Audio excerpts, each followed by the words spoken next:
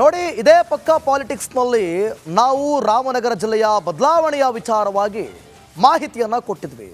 D K Shivakumar Kumaraswamy ಅವರ ವಿರುದ್ಧ ಸೇಡು ತೀರಿಸಿಕೊಂಡ್ರ ಅಂತ. ಆದರೆ 2028ಕ್ಕೆ ಮತ್ತೆ ಹೆಸರು ಚೇಂಜ್ ಆಗುತ್ತಾ? ಹಾಗಾದರೆ ಕುಮಾರಸ್ವಾಮಿ ಅದನ್ನು ಮಾಡ್ತಾರಾ? ಏನಾಗ್ಬೋದು ಈ ವಿಚಾರ? ಡೀಟೇಲ್ಸ್ ಇಲ್ಲಿದೆ.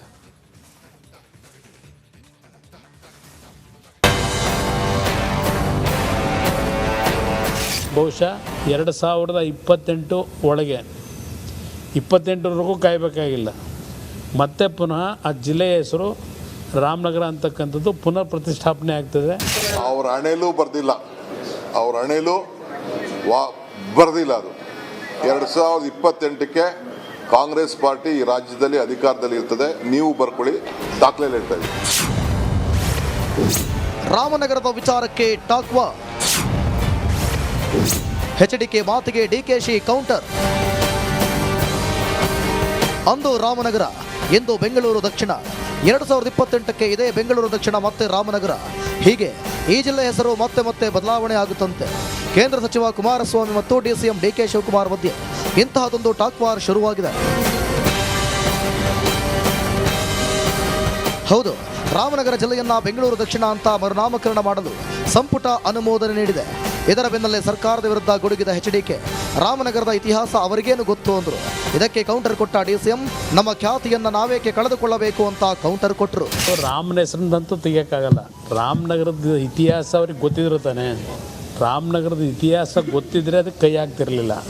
ಆ ರಾಮನಗರದ ಹೆಸರನ್ನ ತೆಗಿಲಿಕ್ಕೆ ಹೋಗಿ ಈಗ ರಾಜಕೀಯವಾಗಿ ಪತನ ಪ್ರಾರಂಭ ಆಗುತ್ತೆ ಅನ್ನೋದು ಅಷ್ಟೇ ಹೇಳ್ತೀನಿ ಅಷ್ಟೇ.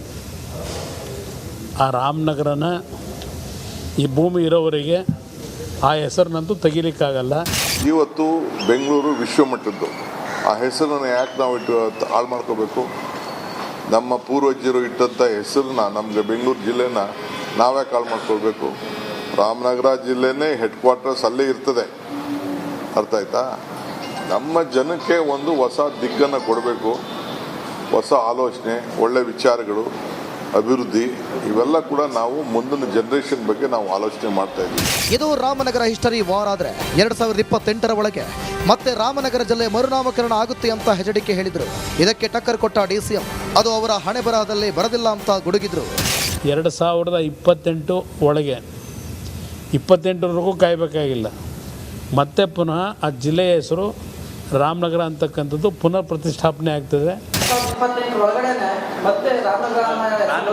ಅವ್ರ ಹಣೆಯಲ್ಲೂ ಬರ್ದಿಲ್ಲ, ಅವ್ರ ಹಣೆಯಲ್ಲೂ ಬರ್ದಿಲ್ಲ. ಅದು 2028ಕ್ಕೆ ಕಾಂಗ್ರೆಸ್ ಪಾರ್ಟಿ ಈ ರಾಜ್ಯದಲ್ಲಿ ಅಧಿಕಾರದಲ್ಲಿ ಇರ್ತದೆ. ನೀವು ಬರ್ಕೊಳ್ಳಿ, ದಾಖಲೆ ಹೇಳ್ತಾ ಇದ್ದೀವಿ. ಒಟ್ನಲ್ಲಿ ಎಚ್ಡಿಕೆಗೆ ಸೆಡ್ಡು ಹೊಡೆದಿದ್ದ ಡಿಕೆಶಿ ಕೊನೆಗೂ ಅಂದುಕೊಂಡ ಕಾರ್ಯ ಸಾಧಿಸಿದ್ದಾರೆ.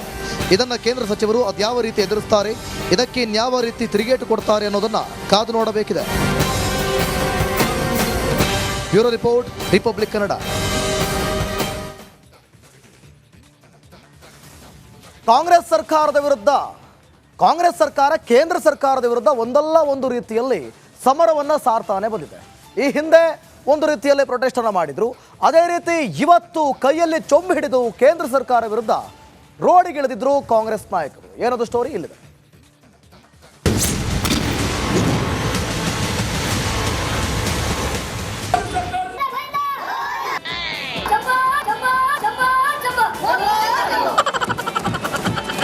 ಸೀತಾರಾಮನ್ ಅವರು ಚೊಂಬು ಕೊಟ್ಟಿದ್ದಾರೆ. ಕರ್ನಾಟಕಕ್ಕೆ ಏನು ಕೊಟ್ಟು ಸಿಕ್ಕಿಲ್ಲ.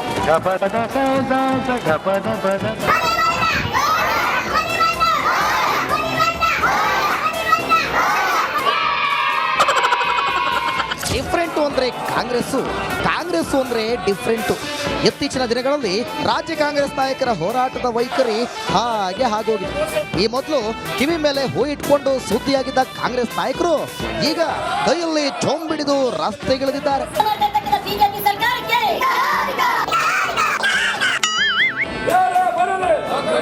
ಚೊಂಬು ಗುರು ಚೊಂಬು. ರಾಜ್ಯಾದ್ಯಂತ ಈ ಚೊಂಬು ಪಾಲಿಟಿಕ್ಸ್ ಶುರುವಾಗ್ಬಿಟ್ಟಿದೆ ಕಣ್ರಿ. ಕೇಂದ್ರ ಬಜೆಟ್ನಲ್ಲಿ ರಾಜ್ಯಕ್ಕೆ ಸಿಕ್ಕಿದ್ದು ಚೊಂಬಂತೆ. ಕೋಟಿ ಗಾತ್ರದ ಬಜೆಟ್ನಲ್ಲಿ ಕರ್ನಾಟಕಕ್ಕೆ ಮಾತ್ರ ಸಿಕ್ಕ ಪಾಲು ಅಷ್ಟಕ್ಕಷ್ಟೇ. ಅದನ್ನೇ ಕಾಂಗ್ರೆಸ್ ನಾಯಕರು ಅಸ್ತ್ರವಾಗಿ ಬಳಸಿಕೊಂಡ್ರು. ಮುಂದೆ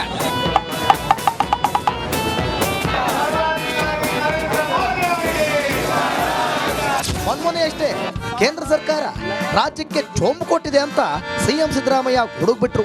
ಇದರ ಬೆನ್ನಲ್ಲೇ ರಾಜ್ಯದ ಹಲವೆಡೆ ಕಾಂಗ್ರೆಸ್ ನಾಯಕರು ಚೊಂಬು ಹಿಡಿದು ಪ್ರತಿಭಟನೆ ನಡೆಸಿದ್ರು. ಈ ಬಜೆಟ್ ಒಂದು ರೀತಿ ಕರ್ನಾಟಕಕ್ಕೆ ನಿರ್ಮಲಾ ಸೀತಾರಾಮನ್ ಅವರು ಚೊಂಬು ಕೊಟ್ಟಿದ್ದಾರೆ. ಕರ್ನಾಟಕಕ್ಕೆ ಏನು ಕೊಟ್ಟು ಸಿಕ್ಕಿಲ್ಲ. ಆಂಧ್ರ ಮತ್ತು ಬಿಹಾರ್ 2 ರಾಜ್ಯಗಳಿಗೆ ಅನುದಾನ ಕೊಟ್ಟಿರೋದು ಬಿಟ್ಟರೆ, ವಿಶೇಷ ಅನುದಾನ ಕೊಟ್ಟಿರೋದು ಬಿಟ್ಟರೆ ಬೇರೆ ರಾಜ್ಯಗಳಿಗೆ ಅನುದಾನವನ್ನು ಕೊಟ್ಟಿಲ್ಲ. ಯಾಕಂತಂದರೆ ಅವರು ಪ್ರಧಾನಮಂತ್ರಿಯಾಗಿ ಉಳಿಬೇಕಾದ್ರೆ ಆಂಧ್ರ ಮತ್ತು ಬಿಹಾರ್ಗಳ ಬೆಂಬಲ ಬೇಕು. ಅದಕ್ಕೋಸ್ಕರ ಆ 2 ರಾಜ್ಯಗಳಿಗೆ ವಿಶೇಷ ಅನುದಾನವನ್ನು ಕೊಟ್ಟಿದ್ದಾರೆ.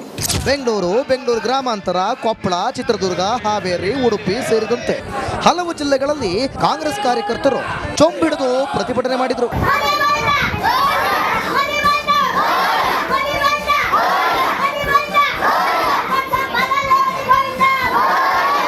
ಕೇಂದ್ರ ಸರ್ಕಾರದ ಮೇಲೆ ಸಮರ ಸಾರಿರೋ ಕಾಂಗ್ರೆಸ್ ಪ್ರೊಟೆಸ್ಟು ಸ್ವಲ್ಪ ಸ್ಪೆಷಲ್ ಆಗಿ ಕಂಡು ಬಂತು. Bureau report, republic Kannada.